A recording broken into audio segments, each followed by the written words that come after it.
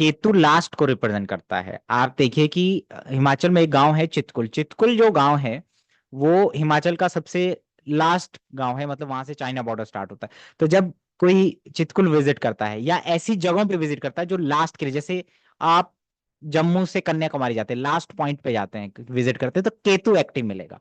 या केतु आपके बृहस्पति के त्रिकोण में या शनि के त्रिकोण में दशा लॉर्ड के ऊपर से कहीं ना कहीं गोचर कर रहा है, मतलब केतु का कुछ ना कुछ बहुत बड़ा रोल होगा। या सूक्ष्म दशा प्राण दशा में केतु आएगा ही उस दिन जिस दिन आप वहां पहुंचेंगे।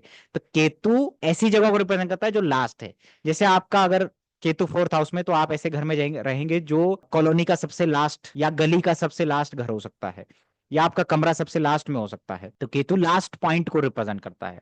जब आप कैलाश पर्वत की तरफ जाते हैं या आप माउंट एवरेस्ट चढ़ते हैं तो केतु एक्टिव रहता है। ऐसे लोगों का केतु बहुत प्रोमिनेंट होता है। केतु का इन्फ्लुएंस जुपिटर के ऊपर या सैटर्न के ऊपर या मून के ऊपर होगा तो आदमी ऐसी जगहों पे ट्रेवल करेगा। ठीक है, तो केतु लास्ट है, लास्ट बर्थ को केतु इसीलिए रिप्रेजेंट करता है। इसलिए कहा जाता है कि केतु मोक्ष कारक है। तो जहां पर भी केतु का गोचर होता है जन्म कुंडली में, जिस भाव में होता है वहां पर कुछ ना कुछ चीजें समाप्त होती हैं।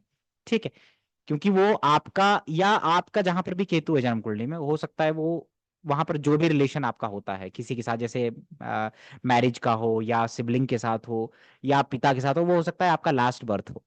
तो इसीलिए केतु को मोक्ष कारक बोलते हैं, क्योंकि वो 12वें भाव, यानी आपकी जर्नी जो लगन से स्टार्ट होती है, खत्म कहाँ पे होती है, मीन राशि यानी 12वें पे जाकर के खत्म होती है। तो 12वें जो लास्ट किसी चीज का लास्ट पॉइंट है वो केतु हो जाता है। तो इसको आप प्रिडिक्शन में इस्तेमाल करते हैं जब आपको ऐसी ऐसी प्रिडिक्शन करनी होती है कि आप कहाँ ट्रेवल किए थे। आप कहीं ऐसी जगह पे आपका ट्रांसफर होगा कि जो कोने पे होगा।